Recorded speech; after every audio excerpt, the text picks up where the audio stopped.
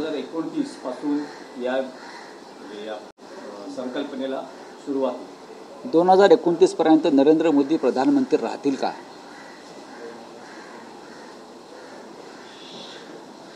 हा माझा प्रश्न आहे. या देशामध्ये लोकशाही, स्वातंत्र्य पूर्णपणे मोडून उद्ध्वस्त करण्याच्या ज्या योजना आहेत नरेंद्र मोदीच्या, त्याच्यामध्ये वन इलेक्शन वन नेशन ही त्यांची संकल्पना आहे. या देशामध्ये संघराज्य पद्धती आहे, फेडरल स्टेट सिस्टीम आहे. प्रत्येक राज्याची सामाजिक, त्यानंतर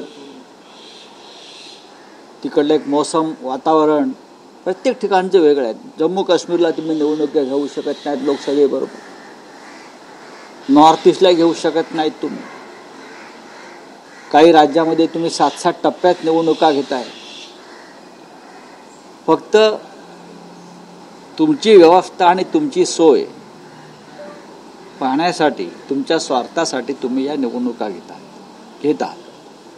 वन इलेक्शन वन नेशन. राज्यांचे प्रश्न वेगळे असतात आणि लोकसभा म्हणजे राष्ट्रीय प्रश्न वेगळे असतात, आणि त्यानुसार लोकांनी विचारपूर्वक मतदान करायचं असतं. हे गेले आपण 70-75 वर्ष पाहतोय. तुम्ही मुंबई महानगरपालिकेच्या निवडणुका अद्याप घेऊ शकलेल्या नाही आहात. वन नेशन वन इलेक्शन वाल्यानं तुम्ही या महाराष्ट्रामध्ये स्थानिक स्वराज्य संस्थांच्या निवडणुका यासाठी घेतल्या नाहीत कारण तुम्हाला हरण्याची भीती वाटते. त्याच्यामुळे हे बिल तुम्ही आणलं आहे, कॅबिनेटने मंजूर केलं आहे. पण 2029ला मी फार जबाबदारीनं बोलतो आहे, लोक याच्यावर टीका करतील. 2029ला वन नेशन वन निवडणूक इलेक्शन जो काही त्यांचा फंडा आहे, त्यावेळेला नरेंद्र मोदी प्रधानमंत्री असतील का, ही माझ्या मनात कायम शंका आहे. त्यांच्याकडे बहुमत आहे, त्यांच्याकडे 2 टेकू आहेत, त्यांना पक्ष फोडण्याचा आणि बहुमत प्राप्त करण्याचा अनुभव आहे. तरी माझा हा प्रश्न आहे, ज्यांनी देशाच्या संविधानावर आणि देशाच्या संघ राज्य व्यवस्थेवर अशा प्रकारे हल्ला केलेला आहे, इतिहासानं त्यांना माफ केलं नाही, आणि पुढे जाऊन जी नवी योजना किंवा रचना ते आणायचा प्रयत्न करत होते, ती पुढे नेण्यात ते राजकारणात राहिले नाहीत. निवडणुका लागतात असं कोणत्या लोकसभेच्या? असं बोला मग, कधी लागू द्या. शिवसेनेनं मुंबईसह 14 महानगरपालिकांच्या निवडणुकांची तयारी सुरू केलेली आहे, आणि आम्ही अत्यंत ताकदीने निवडणुका लढवू. 3 वर्ष या निवडणुका रखडवून ठेवल्या. 3-3.5 वर्ष मुंबईसारख्या शहराला लोकनियुक्त सरकार म्हणजे महापालिका दिली नाही, महापौर दिला नाही. का? तर त्यांना हरण्याची भीती होती.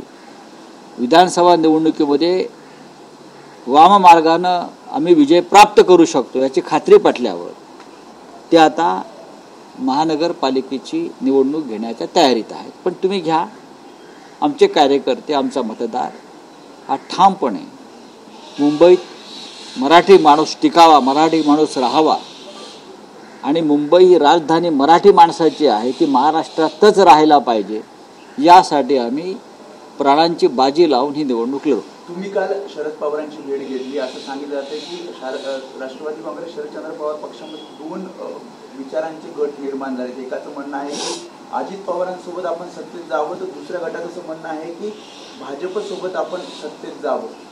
अजित पवारांबरोबर जाणं आणि भाजप बरोबर जाणं एकच आहे, बरोबर ना? मी शरद पवार साहेबांना ओळखतो, जवळजवळ त्यांच्याबरोबर मी रोजच असतो.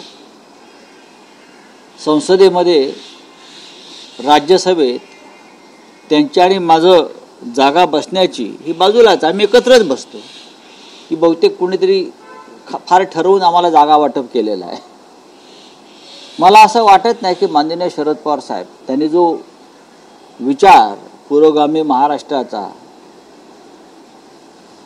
त्यानंतर धर्मांध शक्तीपासून दूर राहण्याचा विचार जो यशवंतराव चव्हाणांपासून आम्ही या महाराष्ट्रामध्ये रुजवण्याचा प्रयत्न केला, अशा विचारांपासून माननीय शरद पवार साहेब दूर जातील आणि हे जे भाजपच्या गोटात सामील झालेले हौशे नवशे गवशे आहेत, घाबरून पळून गेलेले, त्यांच्या नादाला लागून काही वेगळा विचार करतील याच्याविषयी माझ्या मनामध्ये म्हणजे अजिबात करणार नाहीत.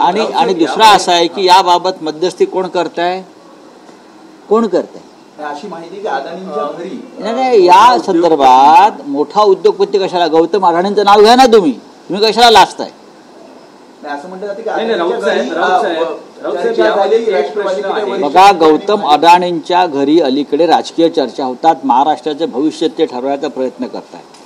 कोण? गौतम अडाणी, ज्याने महाराष्ट्राचं विमानतळ ताब्यात घेतलं, ज्याने धारावीसह हजारो एकर जमीन मुंबईची गिळली, ज्याने महाराष्ट्राचे जकात नाके ताब्यात घेतले सत्ता आल्याबरोबर, हे गौतम अडाणी महाराष्ट्राचं सामाजिक आणि राजकीय भवितव्य ठरवणार आहे. हे गौतम अडाणी म्हणजे का आचार्य विनोबा भावे आहेत का? हे गौतम अडाणी म्हणजे दादा धर्माधिकारी आहेत का? हे गौतम अडाणी म्हणजे जमनलाल बजाज आहेत का? हे गौतम अडाणी म्हणजे सन्माननीय आदरणीय यशवंतराव चव्हाणजी आहेत का, की जे या राजकारण्यांच्या गटातटामध्ये मध्यस्थता करून महाराष्ट्राला पुढे नेण्याचं काम करतायत? काय आहे? एक उद्योगपती जो नरेंद्र मोदींचा मित्र आहे आणि मित्र म्हणून हा महाराष्ट्र आणि देश लुटण्याचा प्रयत्न करतोय म्हणून देशामध्ये गोंधळ सुरू आहे, तो या महाराष्ट्रामध्ये राजकारण करणार, महाराष्ट्राचे भवितव्य ठरवणार, आणि जे मुंड्या खाली घालून त्यांच्या घरी बसतायत त्यांना लाज वाटली पाहिजे मराठी म्हणून स्वतःला म्हणवून घ्यायला. राऊत साहेब, या थेट असा प्रश्न आहे की शरद पवार सुप्रिया सुळे वगळता जे अन्य एनसीपी शरद पवार गटाचे खासदार आहेत ते अजित पवारांच्या पक्षात जाऊ शकतात, यासाठी कारण अजूनही केंद्रात अजित पवारांच्या गटाला मंत्रीपद नाही. प्रफुल्ल पटेल यांच्या मंत्रिपदासाठीची ही सगळी तजवीज शरद पवार कसरत सुरू असल्याचं म्हटलं अजित पवार गटाला मंत्रिपद केंद्रात यासाठी नाही, कारण मंत्रिपदाचा जो केंद्रात फॉर्म्युला ठरलेला, मला वाटतं 6 खासदारांमागे 1, तर माझी अशी माहिती आहे की प्रफुल्ल पटेल किंवा अजित पवार गटाला सांगितले तुम्ही पवार साहेबांचे 5 खासदार फोडून घेऊन या, तेव्हा तुमचा 6चा कोटा पूर्ण होईल आणि मग तुम्हाला मंत्रिपद देऊ. यासाठी पवार साहेबांच्या पक्षाचे पवार साहेबांनी कष्टाने निवडून आणलेले खासदार, वयाच्या 84व्या वर्षी जीवाचं रान करून त्यांनी खासदार निवडून आणले आणि हे लोक त्यांचा पक्ष खासदार फोडतायत. फुटणाऱ्याला लाज वाटली पाहिजे, कोणी असते, फुटणाऱ्याला शरम वाटली पाहिजे. मी जसं काल म्हणालो दिल्लीमध्ये पवार साहेबांच्या, मला विचारला प्रश्न, मी जर हे पाप केलं असतं पक्ष सोडून जाण्याचं, गद्दारी करण्याचं शिवसेनेमध्ये, तर माझ्यामध्ये हिंमत नसती बाळासाहेब ठाकरेंच्या नजरेला नजर भिडवण्याची किंवा उद्धवजींच्या नजरेला नजर भिडवण्याची. मी हा निर्लज्जपणा करून आलो नसतो भेटायला कोणालाही, कारण मी पाप केलाय, माझं मन मला खात आहे. नाही, पण राऊत साहेब, शरद पवार गटाचे काही खासदार हे नॉट रिचेबल असल्याचंही म्हटलं मला वाटत नाही. काल सगळे खासदार मी पवार साहेबांच्या बंगल्यावर पाहिले, मी स्वतः पाहिले. काही लोकांनी अजूनही लाज शिल्लक ठेवल्याचं मला त्यांच्या बोलण्यातून दिसत आहे. शरद पवारांसारखा एक महान नेता या महाराष्ट्रामध्ये आहे, बाळासाहेब ठाकरेंनंतर आम्ही त्यांच्याकडे पाहतो. जे कोणी असा विचार करत असतील तर ते पवार साहेबांशी बेईमानी करत नसून ते महाराष्ट्राशी बेईमानी करतात असं मी समजतो. मध्यस्थी करण्याचा प्रयत्न चालू आहे, तुम्ही जसं म्हणता मध्यस्थी करण्याचा प्रयत्न सुरू आहे. मध्यस्थी करण्याचा प्रयत्न सुरू असेल आणि पक्ष फोडण्याचा प्रयत्न एकाच वेळेला सुरू असतो, ही दुधारी तलवार आहे. पण हे फार काळ टिकेल असं मला वाटत नाही, राहील असं मला वाटत नाही. प्रत्येक गोष्टीला एक अंत असतो.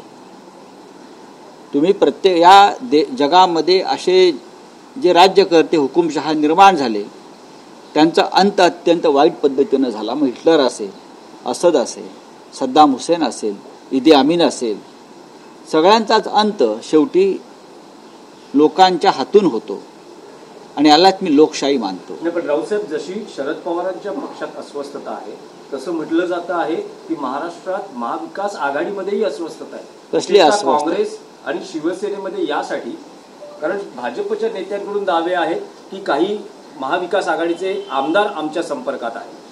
बघा, त्यांच्याकडे सत्ता आहे, त्यांच्याकडे प्रचंड काळा पैसा आहे.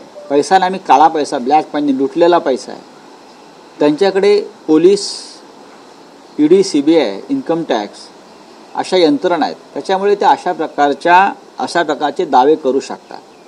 ह्या यंत्रणा जर आमच्याकडे असत्या तर अख्खा भाजप आम्ही 15 मिनिटात खाली केला असता.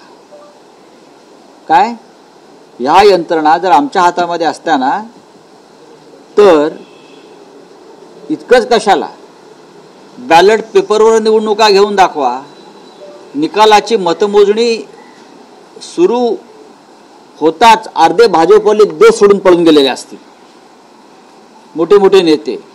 तर या गोष्टी आम्हाला सांगू नका. माझ्यासारखा माणूस आहे ना, कोणाच्या बापाला घाबरत नाही. आम्ही सगळं भोगून पक्षामध्ये तुरुंगवास भोगले, मारामाऱ्या केल्या, सगळं रक्त सांडलंय, रक्त पाहिलंय. आता आम्ही सभ्य झालेलो आहोत. जोपर्यंत सभ्य आहोत तोपर्यंत आम्ही सभ्यतेनं राहू. महाराष्ट्राच्या मुळावर यायचा प्रयत्न कराल तर पुन्हा 105 हुतात्मे देण्याची तयारी फक्त उद्धव ठाकरे यांच्या नेतृत्वाखालच्या शिवसेनेमध्ये आहे. आणि त्या 105 हुतात्म्यातला पहिला हुतात्मा संजय राऊत असेल महाराष्ट्रासाठी. राऊतसाहेब, महापालिकेच्या निवडणुका महाविकास आघाडी या एकत्रितपणे किंवा तुमचा पण तुमचा हट्ट काय आहे त्यासाठी? आतापर्यंत स्थानिक स्वराज्य संस्था या कधीही युती किंवा आघाडीमध्ये लढल्या गेल्या नाही, कधीच नाही. भारतीय जनता पक्ष शिवसेनाची युती असतानाही नाही, काँग्रेस राष्ट्रवादी काँग्रेसची आघाडी असतानाही नाही. ह्या वेगळ्या प्रकारच्या निवडणुका असतात, तुम्ही समजून घेतलं पाहिजे. नगरपालिका, ग्रामपंचायती, जिल्हा परिषदा, महानगरपालिका या निवडणुका वेगळ्या आहेत. त्यांना स्वतंत्रपणे त्यांना लढायचं आहे, त्यांनी लढलं पाहिजे आणि आपापल्या कार्यकर्त्यांना बळ दिलं पाहिजे. हेच कार्यकर्त्यांचं बळ पुढे विधानसभा आणि लोकसभेला आघाडी आणि युती म्हणून उपयोगाला येतं. म्हणजे स्पष्ट असं समजायचं का की शिवसेना युबीटी, मुंबई महापालिका आणि अन्य महापालिका निवडणुका, स्थानिक स्वराज्य संस्था आम्ही कोणताही निर्णय घेताना आम्ही 3 पक्ष एकत्र बसून निर्णय घेऊ. हे पण तुम्हाला मी सांगतो.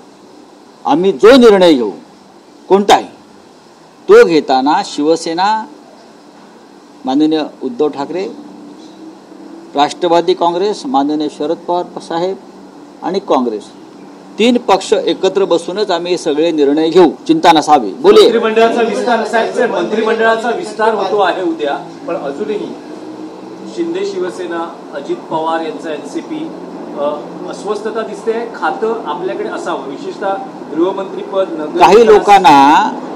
काही लोकांना मंत्रिमंडळ विस्ताराच्या दरम्यान हृदयविकाराचा झटका किंवा ब्रेन हॅमरेज झालं नाही म्हणजे कमावलं, ॲम्ब्युलन्स ठेवल्या पाहिजे. आसपास रुग्णवाहिका ठेवा, अनेकांना धक्के बसणार. शिंदे नाराज आहेत असं म्हटलं जात आहे. बघा, शिंदेच्या नाराजीला कोण विचारत आहे? शिंदे यांचा आनंद किंवा शिंदे यांची नाराजी हा विषय आता दिल्लीसाठी संपलेला आहे. हे सगळी कळसूत्री बावली आहेत. अजित पवार असतील, शिंदे असतील, त्यांचे लोक असतील, हे गुलाम आहेत आणि गुलामानं बंडाची भाषा करायची नसते.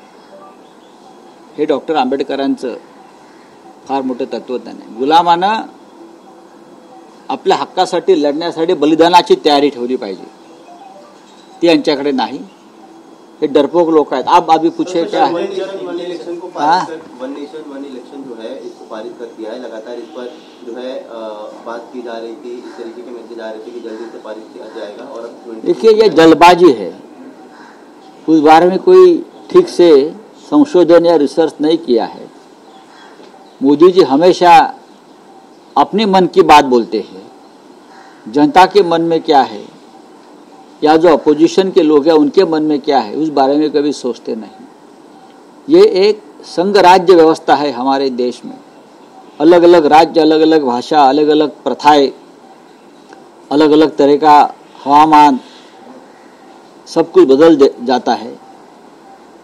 आप एक देश में लोकसभा विधानसभा की जम्मू कश्मीर का चुनाव नहीं कर सकते, आप मुंबई महानगर पालिका का चुनाव एक साथ नहीं कर सकते।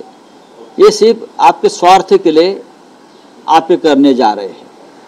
लेकिन मुझे शंका है, क्या 2029 तक मोदी जी प्रधानमंत्री रहेंगे? आपको आश्चर्य होगा मेरे वक्तव्य से, लेकिन मेरा ये सवाल है, जो मोदी जी और शाह जी करने जा रहे हैं ये लोकतंत्र को सबसे बड़ा खतरा है, लोगों की भावनाओं को ठेस है। आपकी सरकारें चाहे महाराष्ट्र में हो चाहे दिल्ली में हो, ये लोकतंत्र से बनी हुई सरकारें नहीं है, ये ईवीएम से बनी हुई सरकारें हैं। महाराष्ट्र में आप देखिए, गांव-गांव में लोग रिजोल्यूशन कर रहे हैं ईवीएम के खिलाफ। इससे जनता को आप मूर्ख समझते हो? तो 2029 तक क्या मोदी जी प्रधानमंत्री रहेंगे देखने के लिए? हाँ, क्या उनको सत्ता छोड़नी पड़ेगी? ये आने वाला समय बताएगा। एनसीपी शरद पवार जी का जो पक्ष है उनमें दो विचार दिख रहे हैं। एक कह रहे हैं कि अजित पवार के साथ जाना चाहिए, दूसरा गुट कह रहा है कि हमें भाजपा के साथ जाना चाहिए। उसका मतलब ये कि है ना, भाजपा के साथ जाना चाहिए, मीन्स भाजपा की गुलामी करनी चाहिए। अजित पवार बीजेपी के साथ है। आपने शरद पवार से कल मुलाकात की, ऐसा मैं पवार साहब के साथ रहा, मैं हमेशा पवार साहब के साथ दिल्ली में रहता हूँ, हम एक साथ ही बैठते हैं, एक साथ काम करते हैं। मैं जानता हूँ पवार साहब को, उनकी जो विचारधारा है वो भारतीय जनता पार्टी या आरएसएस से मेल नहीं खाती। पवार साहब अकेले रहेंगे, वापस खड़े रहेंगे, उनकी पार्टी खड़ी करेंगे, लेकिन बीजेपी के साथ कभी नहीं जाएंगे, ये मेरा विश्वास है। तो उद्योगपति गौतम अडानी का नाम मैं सुन रहा हूँ, जो मोदी जी के मित्र है, वो मिडलमैन है।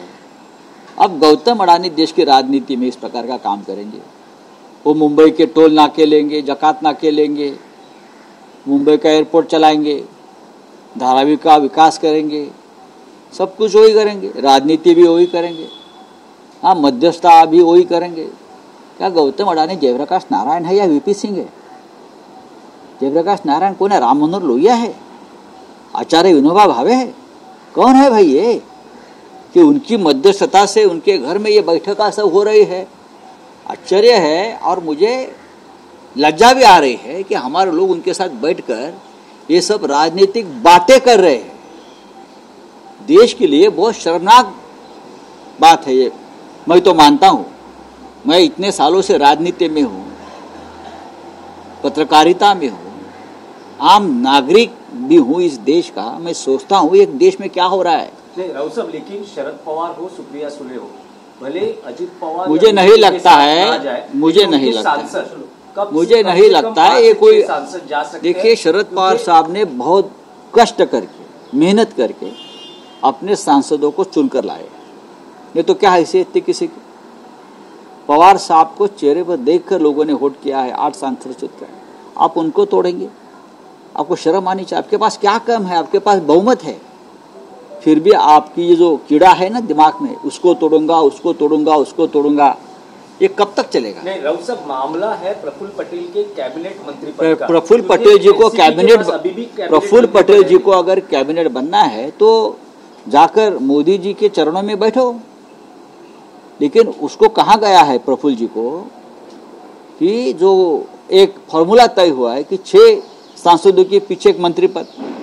अजित पवार जी के पास एक ही सांसद है, तटकरे, तो और 5 सांसद आप तोड़कर लेके आइए। इसलिए प्रफुल्ल साहब की ये सब क्या बोलता है उसको, एक कवायद, तवायफ सब चल रहा है, तवायफ गिरी है ये। चलिए, थैंक यू। देवेंद्र फडणवीस ने कल एक बयान दिया कि राहुल गांधी ने जब भारत जोड़ो यात्रा की थी तो उनके आसपास जो लोग थे वो अराजकता फैलाते हैं और इसकी वजह से जो है उनके आसपास संजय राउत भी थे। क्या मैं अराजक फैलाता हूं? उनके आसपास अमोल पालेकर जी थे, भारत जोड़ो यात्रा में अमोल पालेकर भी थे, बहुत से आईएएस और आर्मी के लोग उनके साथ थे। राहुल गांधी के साथ मैं पठानकोट से जम्मू तक चलाऊं 28 किलोमीटर। हम लोग अराजक फैलाने वाले लोग हैं। मैंने देखा है बड़े बड़े सामाजिक कार्यकर्ता, हाँ, बड़े बड़े आर्मी के अफसर, डॉक्टर्स, वकील, ये राहुल जी के साथ देश में चल रहे थे। अगर उनको लगता है कि अराजक फैलाने वाले लोग हैं तो आपके साथ कौन है? प्रफुल्ल पटेल, नवाब मलिक, हाँ, एकनाथ शिंदे, जिनके ऊपर ईडी धर दबोचना चाहती थी, ये क्या थे? कौन है? दिल्ली में देखिए उनके साथ कौन बैठे हैं। जरा अभ्यास करिए, रिसर्च करिए। आप ईवीएम से बने हुए मुख्यमंत्री हैं, फिर भी दिमाग चलाइए।